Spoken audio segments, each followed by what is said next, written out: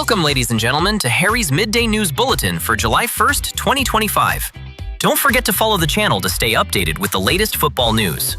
And now, the headlines. Man City shocked by Al Hilal. After a trophyless season across all competitions, Manchester City entered the 2025 FIFA Club World Cup with high determination. Pep Guardiola's men were the only team to finish the group stage with a perfect record, earning top spot thanks to a commanding 5-2 win over Juventus. That result allowed City to avoid Real Madrid in the round of 16, facing instead Al Hilal, the only Asian representative to advance from the group stage. Before the Club World Cup began, City had strengthened their squad with 3 quality signings: Rain Cherki, Tizani Ryder, and Ren Nuri. Ryder and Nuri, in particular, impressed and earned their places in the starting lineup against Al Hilal, having already started the previous match against Juventus. In that game, Erling Haaland came off the bench but still managed to score.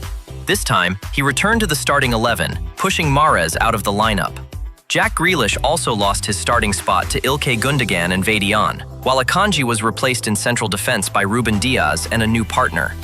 City dominated from the start, relentlessly attacking Al Hilal's goal. In the 6th minute, from a corner, Doku dribbled past a defender in the box and crossed for Ruben Diaz, whose header went straight at goalkeeper Bono. Had it not been for Bono's heroics, City would have been at least 2 goals up by halftime. But right after the second-half kickoff, a shock unfolded at Camp Nou. Former City fullback João Cancelo delivered a dangerous low cross from the right. City's defense failed to deal with it, allowing Leonardo to rise and head home the opening goal. Just 6 minutes later, in a lightning-quick counterattack, Cancelo threaded a pass for Malcolm, who sprinted into the box and coolly slotted a low shot past Ederson to double Al Hilal's lead. However, City quickly pulled one back. From a corner taken by Bernardo Silva, Haaland needed 2 efforts to finally beat Bono and make it 2-2. That was the Norwegian striker's 3rd goal of the tournament, following his 2 in the group stage. In the 57th minute, Malcolm again burst into the penalty area and was brought down by Ruben Diaz. The referee immediately pointed to the spot, but later overturned the decision after the assistant referee flagged for offside. City pushed hard for a winner in the remaining time of regular play, but couldn't break through. Their best chance came when Haaland's close-range effort was cleared off the line by an Al Hilal defender. Early in the first half of extra time, Al Hilal stunned again. From a corner taken by Ruben Neves, 34-year-old defender Kalidou Koulibaly rose highest and sent a powerful header into the far corner, leaving Ederson helpless. But in the 104th minute, City drew level once more. Cherki lofted a ball deep into the box, and substitute Phil Foden was there to flick it in from a tight angle, making it 3-3. Still, the night belonged to Al Hilal. In the 113th minute, Sergej Milinkovic-Savic met a cross from the left with a well-placed header. Ederson managed to save, but the rebound fell to Leonardo, who controlled it and slammed it home from close range. City launched a desperate push in the final minutes of extra time, but couldn't find another equalizer. In the end, the Sky Blues suffered a shocking 3-4 defeat and were sent packing, while Al Hilal continued their fairy tale run, advancing to the quarterfinals where they will face Fluminense of Brazil. Thiago Silva in tears after victory over Inter. Captain Thiago Silva could not hide his emotions after helping Fluminense achieve a historic 2-0 win over Inter Milan, securing a spot in the quarterfinals of the FIFA Club World Cup, held at Bank of America Stadium, North Carolina. The veteran center-back played the full 90 minutes with great composure at the age of 40, contributing to Fluminense's triumph over the reigning Champions League runners-up. Representing South America by virtue of winning the 2023 Copa Libertadores, the Brazilian side got off to a dream start when German Cano headed in from close range just 3 minutes into the match. Inter then dominated possession and registered 16 shots, but only 4 forced goalkeeper Fabio into action. As the match wore on, they struggled more and more against Fluminense's tight defensive setup. The emotional climax came in the 87th minute when substitute Hercule fired a cold-blooded strike from 18 meters out, sealing a 2-0 victory for the Brazilian side. The stadium erupted. Fluminense fans were in tears of joy. In the stands, Thiago Silva too couldn't hold back his emotions. After the final whistle, he shed tears and embraced his wife Isabel in a deeply touching moment. In a post-match interview, the legendary defender said, "I'm incredibly proud of this team and of my teammates. Facing Inter, a team that played in the Champions League final less than a month ago, was never going to be easy.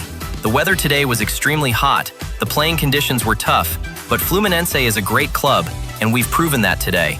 On Inter's side, Striker Lautaro Martinez also admitted the extreme weather affected his team's performance.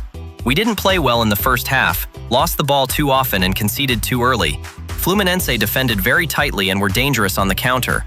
We tried everything in the second half, but the heat drained us, and we were missing several players.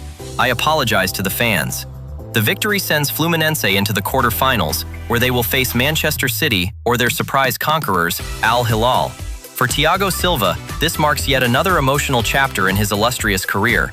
He returned to Fluminense in May last year, after years at the top level with AC Milan, Paris Saint-Germain, and Chelsea.